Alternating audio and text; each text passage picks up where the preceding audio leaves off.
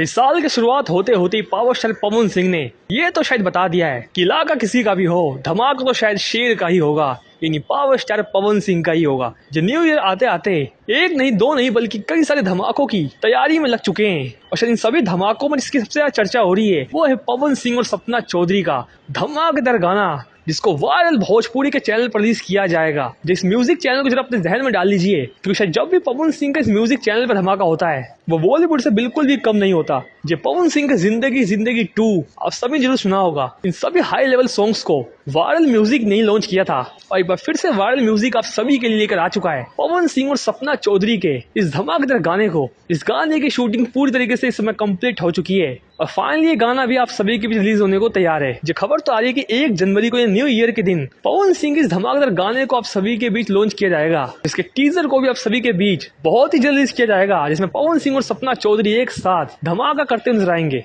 वैसे आप सभी पवन सिंह के किस धमाकेदार गाने का इंतजार कर रहे हैं? एक तरफ है पवन सिंह और डिम्पल सिंह, तो दूसरी तरफ है पवन सिंह एंड सपना चौधरी। वो गाना कौन सा है इसका आप सभी को बेसब्री से इंतजार कमेंट बॉक्स में जरूर बताइएगा। फिलहाल इस वीडियो में इतना ही, मिलते हैं धमाकेदार वीडियो के साथ, तब तक के लिए धन्यवाद।